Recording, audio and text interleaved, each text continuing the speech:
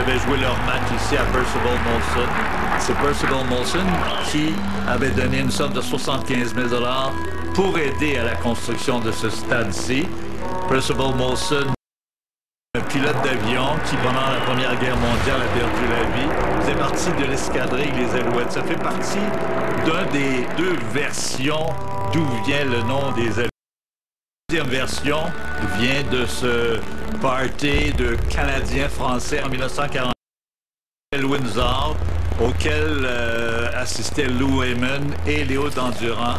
Et Lou Heyman a dit, en entendant les Canadiens français chanter Allouette, il dit « Léo, c'est le nom. » J'ai cherché des nuits, je n'ai point cueilli, j'ai cherché des nuits.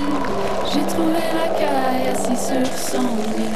Je chante l'alouette, je veille et je dors. J'écoute l'alouette et puis je m'endors.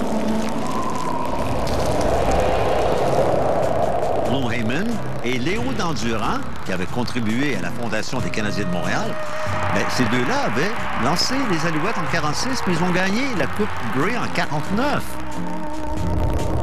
Il faut remonter aux années 50 où les Esquimaux avaient battu 3 années d'affilée les Alouettes dans la Coupe Grey 54, 55, 56. Il y avait un gars comme Sam Etcheverry qui était un des très grands corps à Montréal, de Rifle. Tu avais Al Patterson, le prince Al, qui était un receveur de passe extraordinaire. Tu avais Red O'Quinn, de l'autre ailier. On appelait ça la Fire Pass.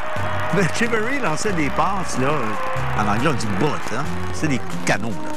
Red O'Quinn faisait 2 pas. Sam Etcheverry sautait par-dessus la ligne de mêlée puis il lançait un ballon.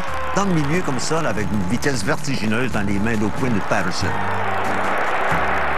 Qui filait en dessous.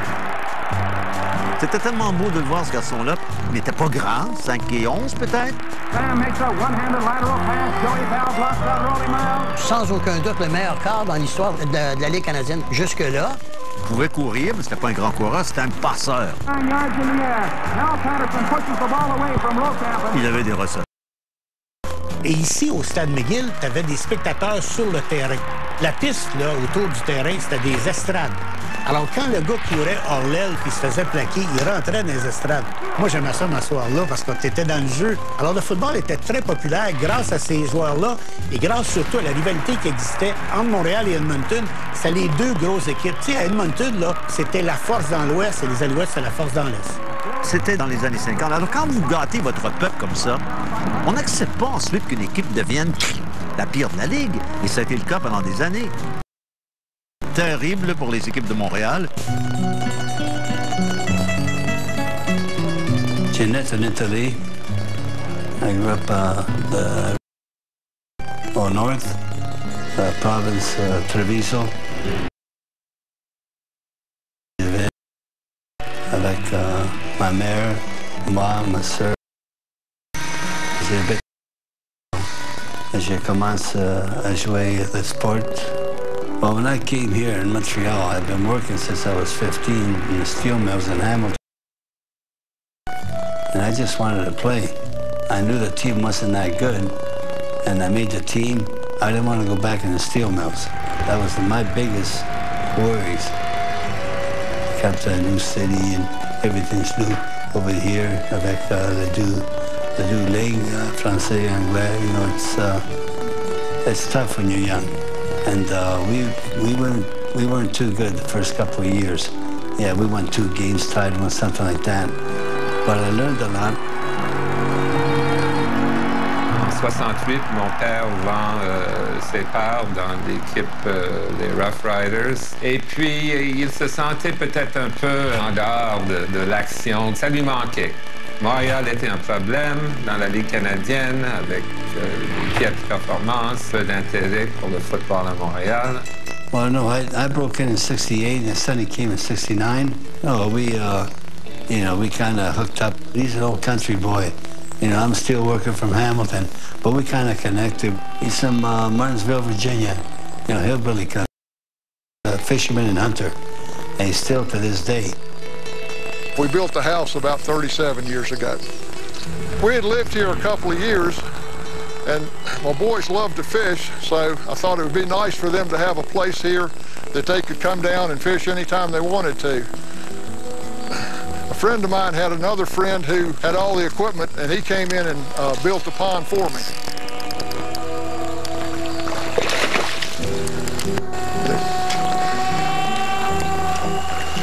Guys, that's a big bass right there.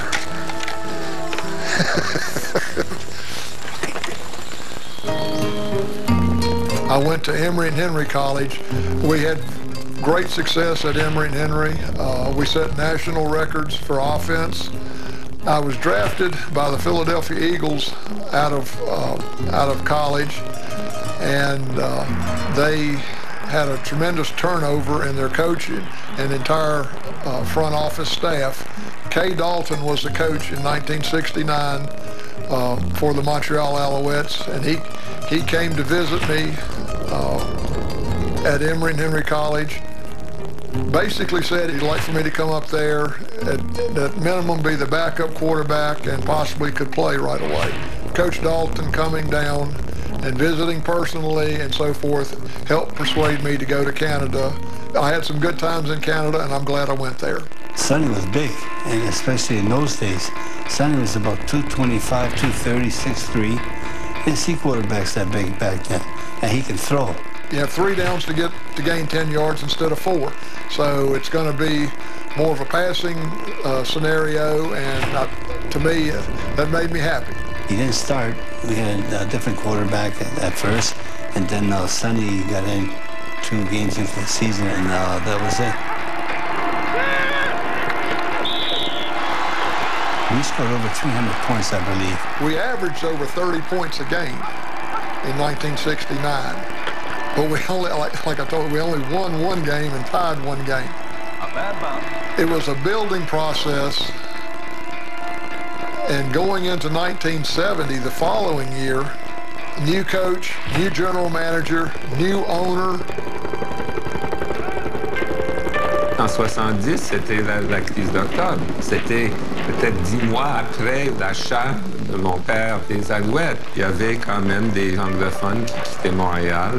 Le Canada lui avait offert beaucoup. Puis pendant que beaucoup de gens quittaient le Québec, il a dit, bon, je vais aller dans le sens inverse, j'ai acheté le club des Allouettes. Ce qu'il a fait en décembre 69 et 70, c'était la première année.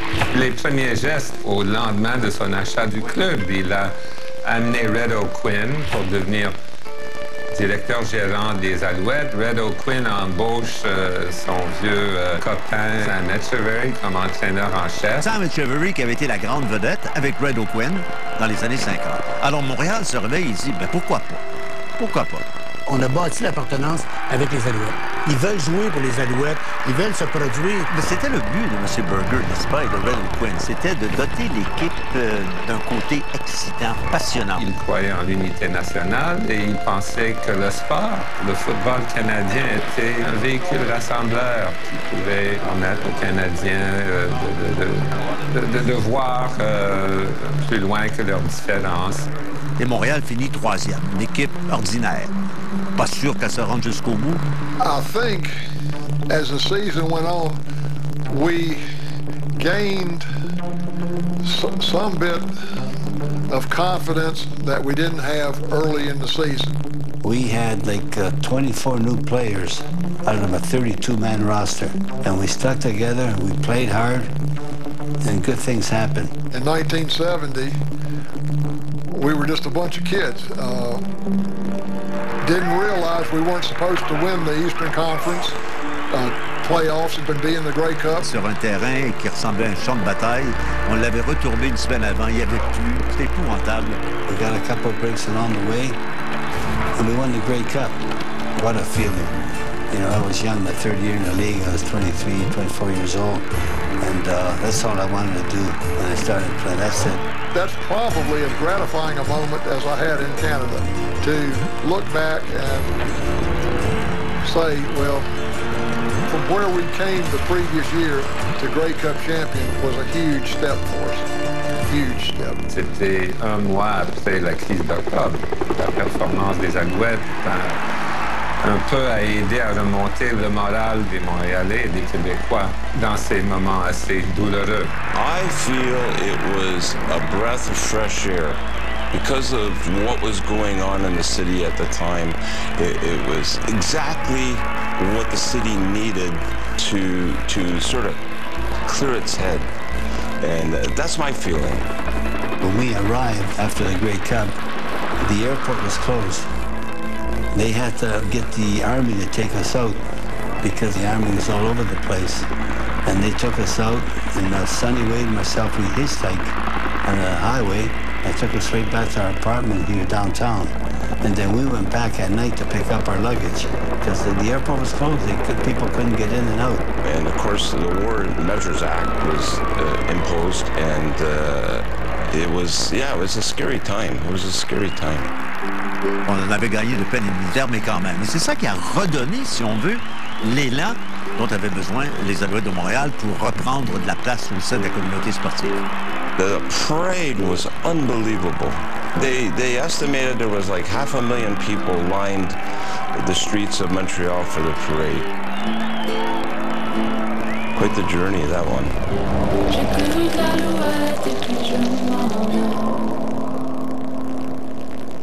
Faisons vite. Avec Square, acceptez toutes les cartes de crédit et maintenant, les cartes Flash Interac aussi. Aussi vite que ça, ça et ça. Les fonds sont vite déposés, parfois le jour ouvrable suivant. Tarif peu élevé pour chaque carte de crédit, insérée ou passée. Sans frais mensuels et sans frais pour les cartes passées jusqu'à la fin décembre. Alors inscrivez-vous gratuitement à square.ca/FR. Au Québec, on a la chance d'avoir plusieurs des meilleurs snowboarders au monde. Frank April, Anto Chamberlain, Zach Haller, Casey Patnaud et Sébastien Toutant. Ces gars-là poussent la machine à fond, au risque de briser leur équipement ou carrément de se péter à gueule. Dans cette série, on va les suivre dans leur quotidien pour savoir ce que ça prend pour devenir un pro rider, mais surtout pour le reste. Les Riders, jeudi 21h30 à Z. Avec d'aussi bons prix, c'est le bonheur total. Pendant la liquidation totale, obtenez jusqu'à 30% de rabais sur le BDSF des modèles Dodge Grand Caravan 2017 sélectionnés, toujours en stock. Ce qui représente jusqu'à 12 750 $ en rabais. Ou obtenez 4 000 $ en rabais sur les modèles Jeep Cherokee 2017. N'attendez pas, la liquidation totale se poursuit jusqu'au 30 novembre. Découvrez le 24e joueur du Canadien, samedi 18h30 dans 24 CH hors classe. Avez-vous besoin des piles les plus fiables durant les fêtes? Peut-être pas. Vous pourriez vous fier à ce que le monde soit tout aussi heureux sans elles. Vous pourriez vous fier à ce qu'on ne vous remplace pas, qu'on ne saisisse pas votre créneau et que vous n'aboutissiez pas au milieu de nulle part avec le seul ami qu'il vous reste. No. Ou bien, vous pourriez vous fier à Duracell. Beginning to look a lot like Christmas. Je n'ai point cueilli, j'ai cherché des nids. As far as culture is concerned, it was a tough conversion to go from a town of 20,000 people to a city of 3 million people. It took a lot of change on my part to try to fit in and do what I needed to do to get along there.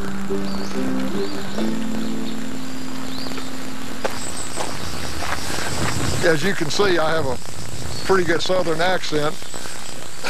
The sports writers in Montreal, for whatever reason, insisted I was from West Virginia, which is even more country than where I live here. Les leaders des équipes au football, c'est les quarts arrière. Et les quarts arrière, plus souvent qu'autrement, c'est des gars renfermés. C'est pas des gars qui vont crier, c'est pas ça, c'est des gars renfermés. Et s'il y en avait un de renfermé, c'était Sonny Wade. C'était lui le leader de l'équipe à l'attaque. Il disait pas un mot, il était tranquille, il faisait pas de bruit, il parlait pas fort. Country boy came to town, didn't know what I was gonna do or stay or whatever. One of the coaches kind of took me under the wing with some other players, and we got a very nice apartment at La Habitat, which was part of Expo 66, maybe 67. Okay, and it was a wonderful place to stay. Après la première année, il fallait s'adresser, démontrer une ouverture aux amateurs de langue française. On a changé les couleurs de l'équipe au bleu, blanc, rouge pour adopter les couleurs des Canadiens et des Expos. Avant, c'était vert. The school I went to, the kicker there was not doing well at all. So I happened to be taking this phys ed class. The kicking coach comes down one day. So I kicked pretty well and got a scholarship, and being at the right place at the right time was what it was all about. J'ai joué le football quand j'étais très jeune avec mon frère qui était 3 ans plus vieux que moi. J'étais tué par les gens plus âgés. Mais quand j'ai commencé à jouer avec mes amis, j'ai fait mal à mes amis parce que j'ai eu d'expérience avec les plus grands et les plus vieux. Dans l'école secondaire à Hudson, notre dernière année, nous avons gagné le championnat du Montréal. Football for me started in Montreal North when we were young. My brother and I were young, and we were hanging out at the park, and we got invited by one of our neighbors who was a coach. I played junior football in the East End of Montreal on P&F and Notre Dame. I played linebacker, and I was also a punter, and I got a scholarship to Idaho State. At that time, you didn't get drafted. You were a territorial protection of the teams. Kind of belonged to the Allouettes.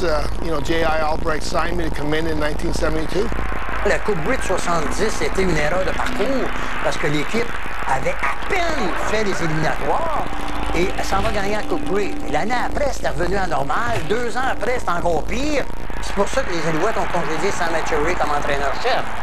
Way back in 1972, I was the coach of the special teams coach, actually, of the Washington Skins. Only coach in the history of the league. That year, we went to the Super Bowl. We lost it to the undefeated Dolphins.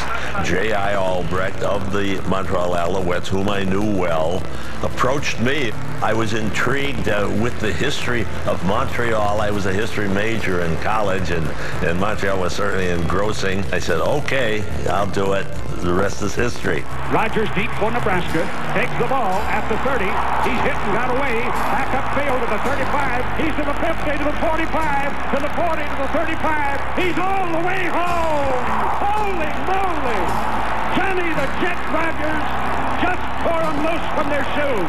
In 1973, the winner of the Heisman Trophy in collegiate football in the United States was Johnny Rogers. Mon père a décidé de faire venir Johnny Rogers, qui était le gagnant du trophée Heisman. Well, back in the early 70s, they didn't have really big salaries. Sam asked me, he said, Johnny, what is it going to take for you to bring the Heisman Trophy and come and play in the Canadian Football League? And I said, $100,000. And he said, okay. And that was the end of the negotiation. Alors, il est venu chez nous, il avait un comportement, bon, de playboy. C'est un garçon qui était charmant, qui était extravagant, autant sur le terrain que dans sa vie privée. Il portait des manteaux de fourrure qui valaient une fortune. C'était incroyable comment il s'habillait, ce gars-là. Il avait un manteau en lapin. Il avait toujours des chapeaux tout croche, mais c'était laid, mais c'était beau. Et il était spectaculaire sur un terrain de football. Burger n'avait pas ménagé ses sous pour lui, là. Et il donnait de l'éclat à l'équipe. Il était spectaculaire. Les gens l'aimaient. Alors, Johnny Rogers est devenu une vedette instantanée. Premièrement, c'était une bonne carte publicitaire. C'est-à-dire que lui s'appelait le Ordinary Superstar. OK? Il se qualifiait comme ça. Il a joué de 73 à 76 à Montréal. Ce qui était annoncé dans les journaux partout dans les autres villes, c'était Johnny Rogers et les Alouettes sont à Calgary ce soir, ou à Edmonton. Sports is an entertainment. People come to be excited, to be entertained. The awe of it, the excitement, the danger is involved all the time. So yes, I was quite aware of it, and I was aware they needed attention not just for the city, but for the whole country. At the same time, we changed a couple of the rules here. When I first came, they didn't have blocking on punt returns. And when Marv Levy, who was a special team specialist, came in conjunction with myself, they changed the rules and allowed blocking on punt returns. And that became a big deal because I was a punt return specialist. Tu disais, ça n'a pas de bon sens. Il est le gagnant du trophée Heisman. Il n'y a jamais eu un retourneur de beauté aussi spectaculaire que ça dans le football universitaire américain. Il arrive ici, il ne peut pas retourner les bottées, il n'y a pas de blocage. Donc, Levy avait fait une campagne et il avait fait changer le règlement. Football is a pretty tough, almost violent game. But I think that the people who like it and believe in it have to constantly try to find ways to help protect the young men who are out there on the field competing in it. He changed the whole culture. Marv treated everybody like a professional, and he expected that in return. He just had everything to detail right to a point. But what he did is he added up the professionalism, because at that time, all players had a job somewhere else. They're only making $10,000, $12,000. The salaries for players were very modest, and many of the players had part-time jobs otherwise. You had to realize that. You had to understand it. In fact, you had to admire it, even. So you adapt to it. Marv Levy came in '72, and the Allouettes weren't, a winning team or anything, and he just built it up. He had everything planned. He would, if something wasn't going right, he would correct it. And the way he just conducted himself amongst the players and treated us all, that we're all like one family. Donc ça, c'était la philosophie de M. Levy, et ça fonctionnait dès sa première année. Il s'est pas rendu à la Coupe Grey, mais quand même. 74 à Vancouver, 8 battants. We go to Vancouver, and Marv, we went out a little earlier, just to get accustomed to the change of the time. I think Edmonton was strong in 1974. We always felt that the Eastern Conference played some pretty tough, hard-nosed football, right? Smack them in the face and just keep going. Where the West seemed to be a little bit more fancy, so we went to Vancouver. We expected to beat them. Well, again, conditions were just awful. It was raining there all week. Can't worry about that.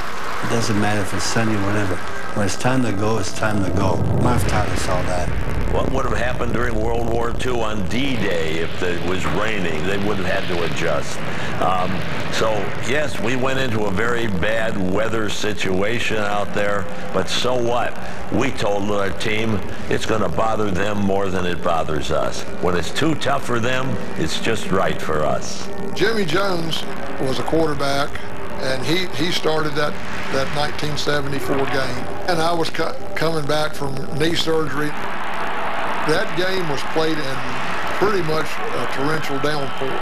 We did not have very, very much success in the first several quarters of that game. I remember standing on the sidelines and saying, I think this would work or that would work, to myself. If I get a chance, that's what I'll do. And lo and behold, Marv came over and said, I want you to go in. We did a few things differently. Instead of running the ball, and I started throwing the ball in the rain, and we had some open people and had some success with that. Conditions weren't good. I really honestly thought there was more pressure on the snapper and the holder because the balls were so wet and so slippery. I just hoped that they got it down, and if they got it down, I felt like I had a pretty good chance of making the field goal. I was lucky. I made 4. We felt fortunate, to win that game in the rain. But we came back, and we had a great quarterback, Sonny Wade, who once he gets his rhythm going, he's unstoppable. It's probably bar none in the CFL, the best pocket quarterback. He's not a runner. Pocket quarterback that's ever played. The outstanding offensive player in the game today. I got the game ball, if that's what you're...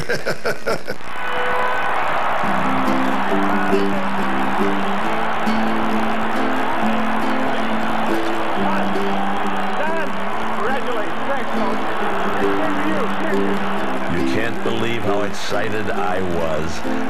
Just my second year in the Canadian Football League, it was exalting, and so we celebrated, and then we got ready for the next season. Je veille et je dors, j'écoute l'Alouette et puis je m'endors.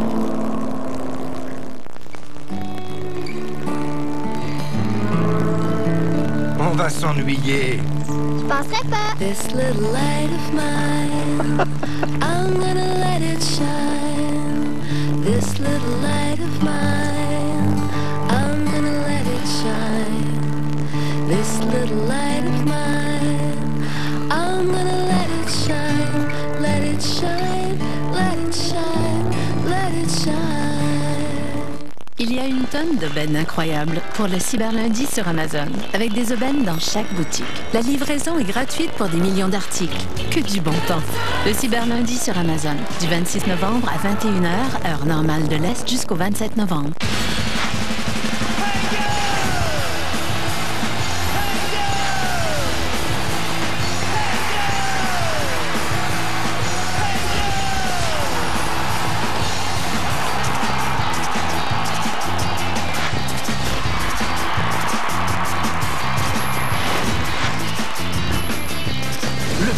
Événement sportif au monde débarque en juin prochain sur RDS.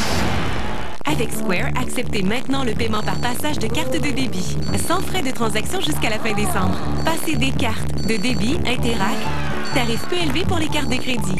Alors inscrivez-vous gratuitement à square.ca/fr. Avec les routes qu'on a, faites confiance à Nokian Tires pour trouver les pneus qui vous conviennent le mieux. Le tout nouveau Acapelita 9 est naturellement efficace et s'adapte aux pires conditions hivernales grâce à son tout nouveau concept de crampons adaptatifs. Le AK9, une adhérence optimale et une tenue de route stable et précise. Nokian Tires, simplement le meilleur pneu d'hiver au monde. Disponible chez Point S, Pneus Ville-Mer, à Joliette et Saint-Esprit. Je n'ai point cueilli, j'ai cherché des nids. In 1975, the Allouettes were back in the Grey Cup game again. Well, I began to realize at that time that this is a team that's for real. It's a tough team. We were going against the Eskimos again, the team for whom we had great respect. We're starting to think like it's us in Edmonton maybe for years to come, as long as we don't have key injuries, etc. 74, nous avons gagné, je pense, 20 à 7. 75, les gens ne savaient pas. Est-ce que les Alouettes puis Edmonton, ça va être un match plus difficile? Et il faut comprendre une chose. Moins 32 degrés, c'était froid. What we were missing at that point was just a little bit of luck. And this sounds a little hokey, but we had been unlucky. Our quarterbacks have been hurt each year. In the Grey Cup, we were firing on all cylinders with the offense. 1975, we were playing in Calgary. And now this was where we could play. We practiced in snow. We practiced in bad weather. And so we knew what it was like. Hey, we're all from Mill Point and St. Paul, and we're cheering for the Eskimos. At halftime, I was so cold and chattering so much that the doctors advised me not to go back out for the second half. I did. I still have the effects of frostbite that I got from that game in my toes and fingers. N'oubliez pas, ils ont oublié d'amener des chandails d'hiver. Nous avons eu nos chandails d'été avec des t-shirts, puis moins 32. Et nous n'avons pas porté les gants à cette époque-là. On the last play of the third quarter, Dave Cutler draws the lead from 52 yards out. And bingo! Edmonton goes in front with another record-breaking kick. Oh, lucky. Yeah. With kicking straight on, you tie your shoe up like Dave did, and your knee locks all right, but you've only got one leverage behind you for the distance-wise. So I think soccer-style kickers are able to kick the ball a lot farther. Now, there's one thing that I have an advantage over as a straight-ahead kicker than a soccer-style kicker, is that I'm straight ahead. Everything's a straight line. So my foot doesn't have to change direction or anything like that. I just plant and I'm okay. But as a soccer-style kicker, whether it be ice, water, snow, whatever it can be, the plant foot of a soccer-style player is the most prominent thing because you're coming in on an angle and you're driving your foot to get some traction. Now your whole body has to turn around the corner. Kicking straight like Dave did, you don't have nearly the problem with a bad field. 90% of the games, or even more, are played outdoors. You have to realize that weather is going to have an impact many times on the game. Maybe the straight-on kicker has a little bit of an advantage, but the big part of that answer is the word maybe. Kicking barefoot is insane. It lasted about 3 years, and those guys, they give bad name to kickers. You call them snowflakes, you call them whatever you want, but that was a trend that didn't last long. End of comment. Nevertheless, 9-7 we're trailing. Time is running out. Weather has had a tremendous adverse impact on both teams' offense during the game. Work for your best kick. Work for your best kick. It was brutal conditions. One of the tougher things for me to do was to punt the ball. I was the quarterback and the punter, and to punt and compress that frozen ball wasn't an easy chore. We were losing by a few points. I did not start the game, and Marv asked me to go in. Cette match était un match défensif. Ils ont fait un petit délai à moi en traversant le terrain pour peut-être 30 verges. And we got to a situation where there wasn't much time left in the game. Earlier in the game, I had run a reverse, fake a handoff, and Johnny Rogers comes around, and I hand him the ball, and he runs a reverse around the end. And we got some yardage on that. It's getting desperate times. Clock's running out. Felt like I was on the playground. He just called the play himself. He changed the play. He's smart. He can read it. Basically, I'm telling the offense in the huddle, we're going to run the same play. I want everybody to pull and block like Johnny's going to get the ball. I told Johnny, act like you got it, run as hard as you can. I told the wide receiver, Joe Petty was his name, I said, go up and try to block the defensive man while you're running the play. I said, then release and run a go down the sideline. Okay? He sent Johnny Rogers in a fake reverse. We run the fake, and there, he's open by 2 or 3 yards. He catches the ball, but the defensive back catches him on the 19-yard line. A field goal would win it for us. Et nous avons dit, garanti parce que Don était automatique. Ronnie Lancaster, one of the best quarterbacks ever to play.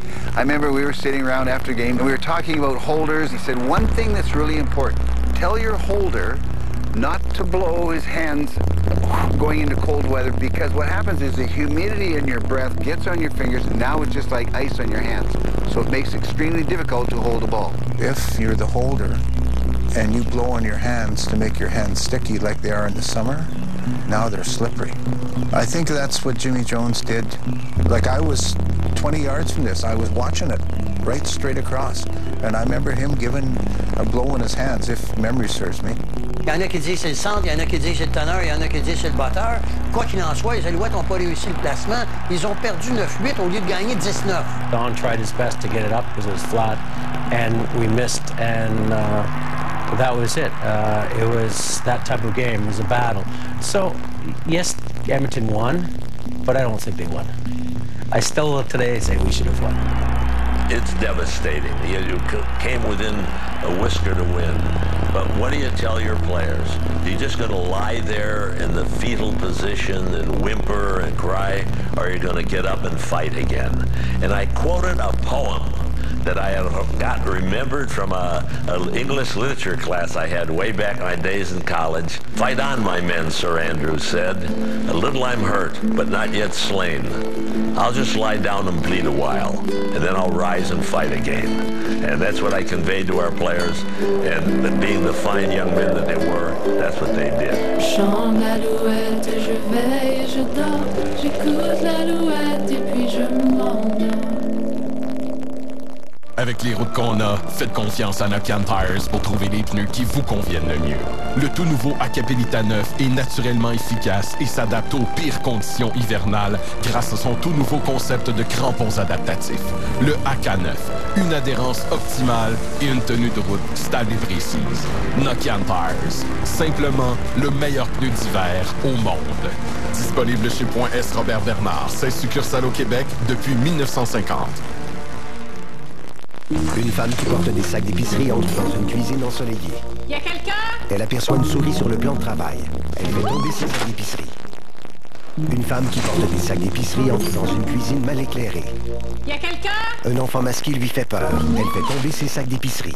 Avez-vous vu la différence? Tout le monde n'en est pas capable. Voilà pourquoi nous avons la vidéo description pour les personnes atteintes de cécité ou malvoyantes. Pour en savoir plus, visitez ami.ca ou appelez au 1-855-855-1144. Présenté par l'Association canadienne des radiodiffuseurs.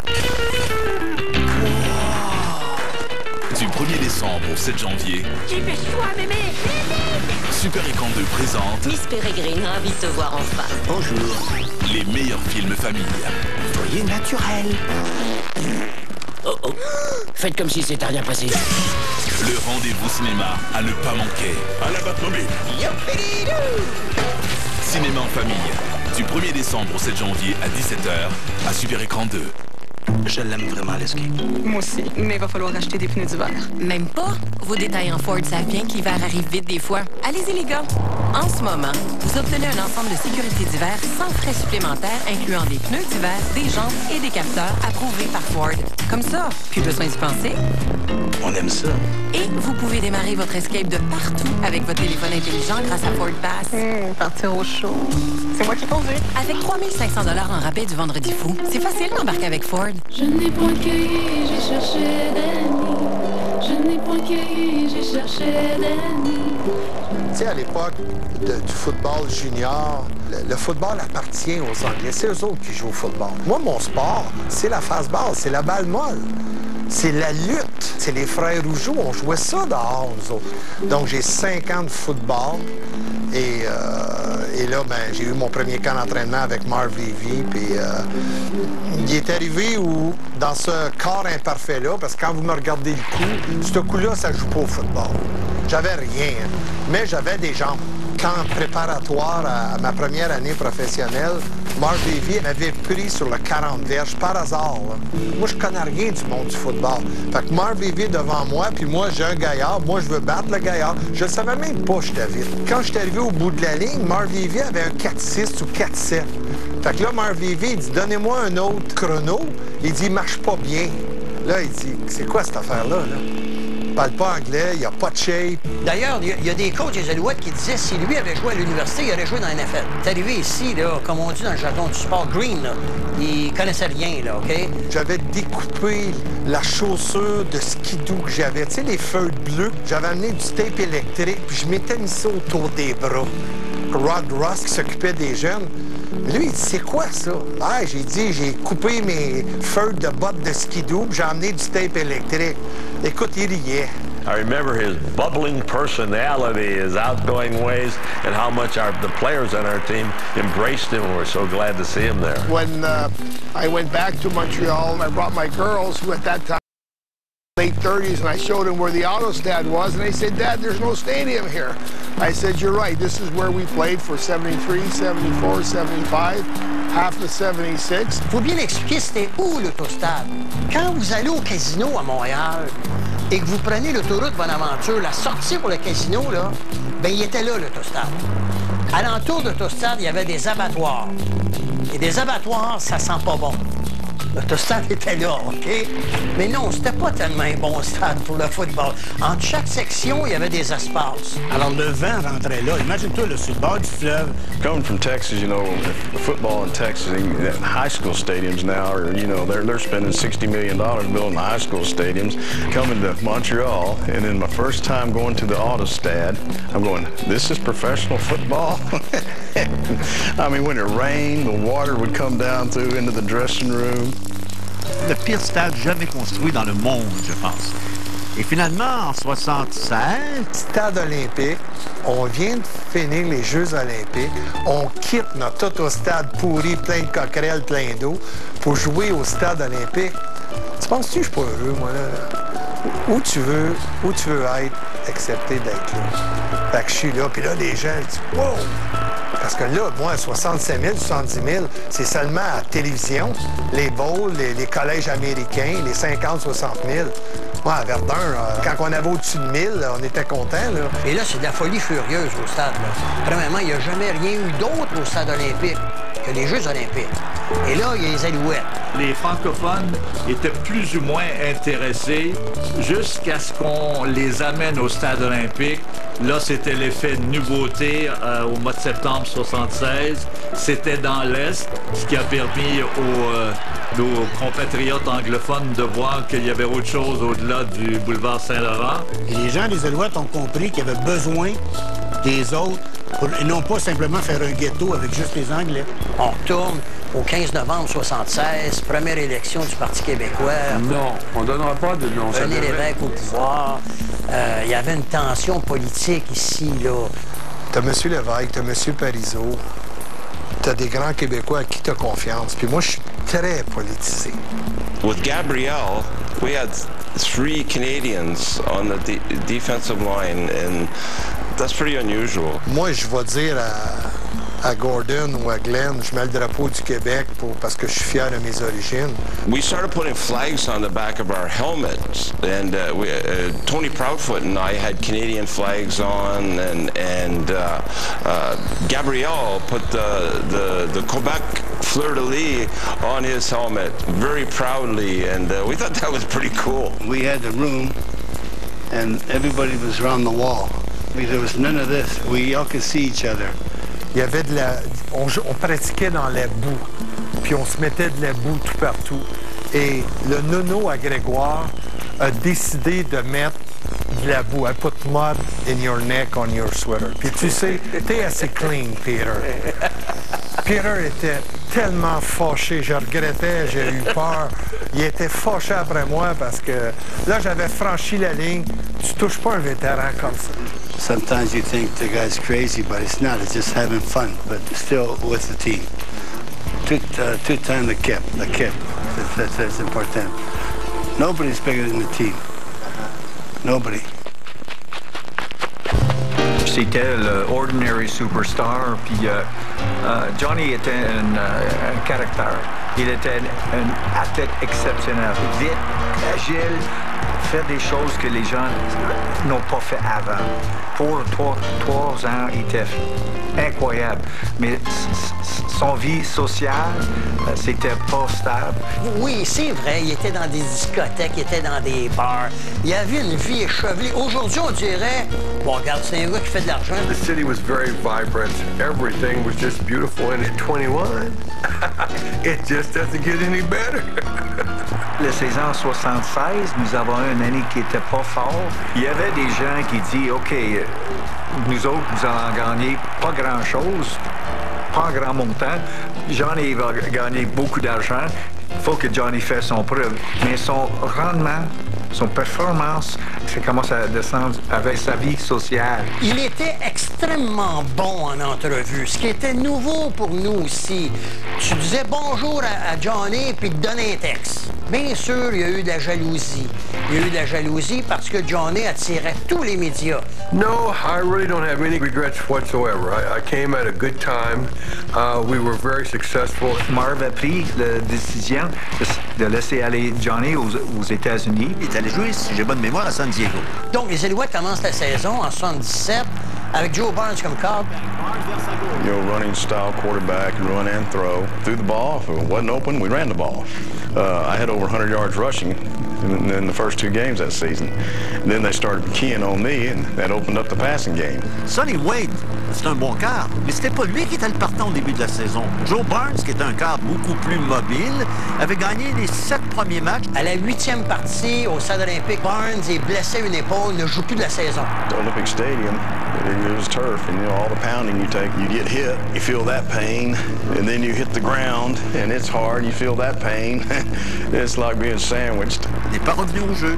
Wade est revenu comme releveur, il a fait le travail, il a gagné 4 matchs, gagné la finale. Les Alouettes ont gagné la finale, mais de peine et de misère. Donc, ça regarde pas bien pour le match de la Coupe Grey. On se retrouve au stade olympique. Rares sont les équipes qui ont le privilège de jouer chez eux lors du match de la Coupe Grey. C'est une grosse affaire parce que nous autres, comme ils disent toujours avant, tu sais, 1 an ou 2 ans, en réalité, que la Coupe Grey va être à Montréal. Il faut faire les devoirs. Beaucoup de monde. On avait le casino, on a fait le bingo, le couronnement de Mademoiselle Coupe Grey. Je faisais mon bac, j'étais en dernière année. J'avais participé au concours de Miss Canada. Et le Miss Canada, normalement, se déroulait toujours un lundi soir. Or, en 1976, le lundi soir, c'était l'élection québécoise. Et le Parti québécois était entré au pouvoir. Donc, ils avaient fait le Miss Canada le lendemain. Et là, j'étais arrivée 2e. À la radio, partout, ils disaient « Ah, elle s'est fait voler parce que si c'était pas le PQ qui était rentré, c'est elle qui aurait gagné. » À un moment donné, j'entends à la télévision que le concours de Miss Allouette est en cours. Et là, je me suis dit « Pourquoi pas? » Là, j'ai gagné le Miss Allouette. Alors là, la prochaine étape, c'était le Miss Coupe Grey. Mademoiselle Coupe Grey 1977, Mademoiselle Allouette de Montréal, Et là, j'ai gagné. J'étais la première Miss Coupe Grey québécoise francophone. Les Allouettes et les Esquimaux sont affrontés. La troisième fois en 4 ans que les deux équipes s'affrontaient à Coupe Grey. C'était vraiment les deux grosses dynasties de la Ligue. Put it this way, there was a tremendous dislike for the Eskimos as much as they disliked us. That rivalry was always there. We were always expecting to play Montreal because we played them during the year. We know how hard they are. There was something special about them. But that didn't matter, okay, because we knew we had got to the point, if we played the way we felt we could play, then there weren't many people who were going to beat us. Les Eskimos, c'était la force majeure du football au Canada. Et les 2 derniers matchs des Esquimaux cette année-là, compte total 76-1 pour les Esquimaux. Ça vous donne une idée de l'équipe qui arrivait à Montréal à Coupe Grey. Ça regardait pas bien, là. You know, to play at home in Montreal for a Grey Cup game in the Big O, I mean, guys, how much better is it than that, right? Mais il y a des gens qui n'ont pas collaboré. Bon, la personne qui s'occupe de la température n'a pas collaboré du tout. Le jour avant, le samedi, il a neigé 12 pouces, OK? Il n'y avait pas de toit, juste le trou dans le stade olympique. Puis ça veut dire qu'il y avait 12 pouces de neige. C'était 0 plus 1. We're at the Big O on Saturday, and there's 6 inches of snow on the field, and Marv has to do his special team practice. So he gets one of the workers to bring a scraper, and we scrape maybe 6 feet by 6 feet. It was like a zoo, right? Et le service d'autobus de Montréal n'a pas collaboré du tout parce qu'il y avait une grève. Là, le monde faisait du pouce, il marchait. Personne ne pouvait prédire qu'il était pour avoir 68 000 personnes. Beaucoup de monde qui avait quitté le centre-ville pour marcher jusqu'au stade olympique. Il faisait pas beau, là, il faisait froid. Ils n'ont pas ôté la neige avant le jour, le dimanche. Ils ont ôté ça 6 heures, 7 heures avant le match. Avant le match, on a mis du sel sur le terrain, et ce qui crée de la glace. Puis c'était moins 20. Ça veut dire quand tu ôtes la neige, il y a de l'eau, ça gelé complètement. Là, 3-4 heures avant la partie, moi, Tony Powerfoot, puis Wally Bono, on sortait, puis on voit le terrain, c'est comme une patinoire. Des souliers irréguliers ne marchaient pas. So Tony Proudfoot and a bunch of us went out and started messing around with our shoes. Wally's the type of guy, Tony, they were always looking for the edge somehow. And so they see an electrician or something there that had a staple gun, whatever, so they got it. Tony dit, OK, pourquoi on met pas des agrafes comme ça? Ils ont des staples dans nos souliers. Je dis, bonne idée. On a rentré, c'est ce qu'on a fait. Puis on sort, on avait distraction. Oh my God. Là, on rentre dans le stade après, puis on parle avec le restant des gars. His eyes were like this. And I go, Tony, what's up? He says, Gordy, you won't believe it, but the staples work. So we went to work. Là, on a la solution. On a la technologie. Là, ça rentre dans la tête, là. Fait que là, tout le monde, ching, ching, ching, ching, on met ça tout autour de la semelle avant, on la met en arrière. Marv Levy came out and spoke to us just before we went on the field to be introduced and says, where would you guys rather be than right here, right now? At the University of New Mexico in the 1950s, the first game came by. Players gathered around me on the sideline. The band was playing fight music. It was a beautiful day. And the players want you to say something, and I couldn't think of anything except the sentiment that was inside of me that came out. And I said, where else would you rather be than right here, right now? And that's what I said before the kickoff of every game I coached over the next 40 years.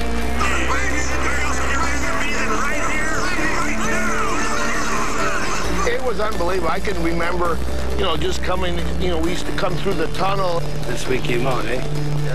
Yeah. Marv gave his speech, and they kept on saying to him, come on, they're going to do Old Canada. And he said, no. It felt like about 2 minutes or so, but it was probably 30 seconds. And then all of a sudden, these big aluminum doors open. And everybody, when they got up, the seats would get up. 68,000 people stand up. And it's all aluminum, it's all frozen. And we all like this, we're like...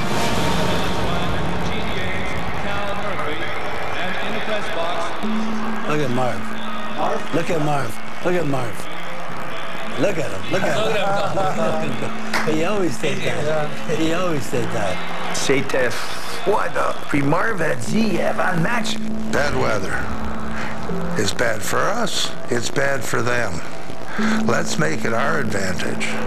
We didn't have heaters. He wouldn't allow heaters on our side of the field. Edmonton had them, but we didn't have them. Our players in that game said, give them the heaters. Yeah, right. We asked to freeze to death out there, yeah. Okay, Marv. No, we didn't ask to not have them. Sorry, Coach. Donc, non, moi, je dis juste une préparation psychologique. I probably shouldn't say this, but I was pretty superstitious. I never wanted to complete my first pass in a game. I was even more confident if my first pass was intercepted.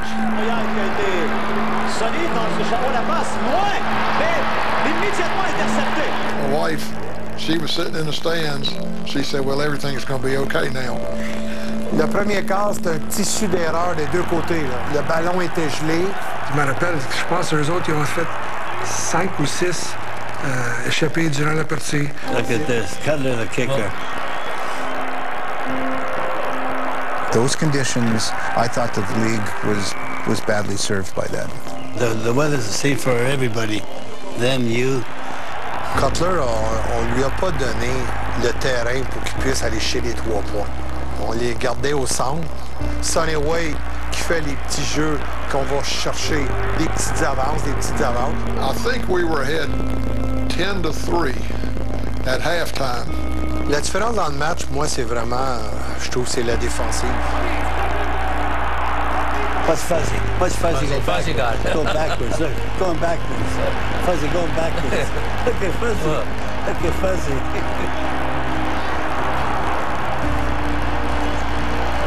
Landwehr. Boy, he was one strong guy. Il a jamais levé un haltère, là. Actually, I was trying to go down. And the Edmonton guys, they're trying to get the ball, and they're keeping me up from falling down. And then they kept pushing me back, so I'm skating backwards till somebody finally figured out, well, knock his legs out. J'ai capté 2 passes, mais l'affaire que je ris encore, j'ai joué contre Larry Highbar. Moi, j'étais un Canadien, j'étais pas trop vite. Not going to beat Usain Bolt in a race. So he ran by one of our defensive backs. Un des plus vite du monde à cet âge-là. I remember watching that, and I'm going, holy mackerel. Was Jerry that fast? He looks fast. We knew they had something. After the game, we knew that something had been out of our control. I knew what it was like to kick on that stuff. The deal, I knew how treacherous it was. And it made no sense to me that we found it treacherous and they didn't.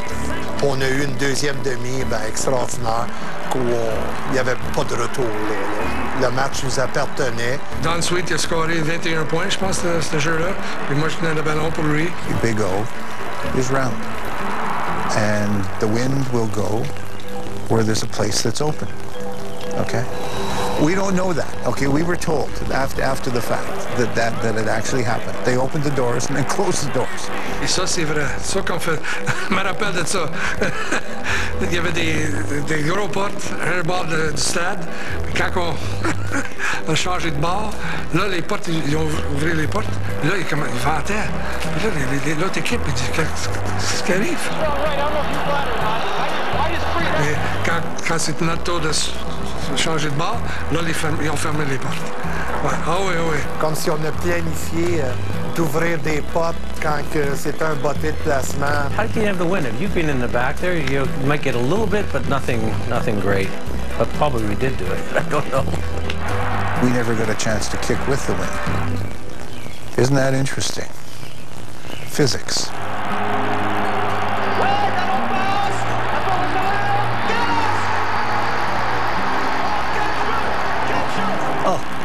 What a throw. Look at this in this weather. What's this? What's way past his weight? He drops it right in. Look at that. Oh, Jesus. That's a heck of a throw. Go, Peter. There. Good job. You get to know when you go for a pass, you reach your body language. A lot of people have that chemistry. A lot of quarterbacks and receivers have that. Sonny and I had that. He was smart. He's a guy that, you know, had 3 Grey Cups, 3 MVPs. Nobody can grip the football, but yet Sonny figures out a way to palm the football. And, you know, he's doing stuff that nobody else can do. I think I had the reputation for, if there was adversity or bad field conditions, that I would play some of my better games. I remember the Edmonton quarterback stating, after somebody was asking, why couldn't you guys pass the ball when the Allouettes could? He said, well, Sonny's got such big hands, he could grip the ball better. Notre défensive, ils ont joué le meilleur match de l'année. Puis notre offensive, même affaire. Les unités spéciales, tout était là pour une journée. Puis ça arrive pas souvent, ça. Et c'est pour ça qu'on a gagné 41-6. In spite of who won or who lost, the Canadian game was not well served by how that stadium was put together. That game in 1977 is on the stadium group. So that was one of them. The Staples were another. The other piece that makes the legend even better is the league would do nothing about it. And that was very interesting. Ils ont su qu'on utilisait les agrafes dans notre soulier, puis là, ils commencent à dire « Ah, vous êtes des tricheurs, puis tout. » Mais hey, les règlements, il n'y avait pas de règlement. OK, maintenant, il y en a. Tu peux pas le faire, mais on n'a pas triché. Jeu du terrain, le numéro 37, Mr. Neil Payne. I remember coming out in the field to start the game, and there was, what, 68,000 people there. Largest crowd ever in the CFL for the Grey Cup. That's my highlight of the Grey Cup in '77. The rivalry was extremely fierce, and I guess that all came out in the '77 Grey Cup. Well, certainly there was nothing in the rule book about Staples specifically, but as long as the game has been played, you cannot use dangerous equipment. There's a saying with the players, if you're not cheating, you're not trying. They look to gain an advantage in those situations. But as far as a moral, I'm not going there. Well, all I can say is that Montreal were very well prepared. And I think in some respects that probably benefited Edmonton over the next 5 Grey Cups, because there was never a more prepared team than Edmonton. So if Edmonton weren't totally prepared that game, they never made that mistake again. They were a wonderfully focused group. Great work ethic, great team orientation. They cared about the team. They cared about the fans. They cared about the game. That's why they were so accomplished. That's why they remain so fondly in my memories. Avec Marv Levy, vous jouez vraiment pour le plaisir de jouer. The great friendships among the players, the great support of the Montreal fans. You know, and I think, as we always say, you know, once an Alouette, always an Alouette. C'est 40 ans qu'on gagne la Coupe Grey. C'est incroyable. Il y a combien de gens qui m'ont dit « J'étais là au Ice Bowl, M. Grégoire. Ça faisait fret, M. Grégoire. Mais j'étais là. » All you have left is the memories. You know what? I'd do it all over again. Elle m'a dit pucelle, retire-toi d'ici. Elle m'a dit pucelle, retire-toi d'ici. Je ne suis pas pucelle, que je lui répondis.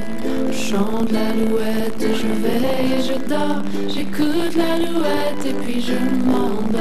Je chante l'Alouette, je veille et je dors. J'écoute l'Alouette et puis je m'endors. Je chante l'Alouette, je veille et je dors. J'écoute l'Alouette et puis je m'endors.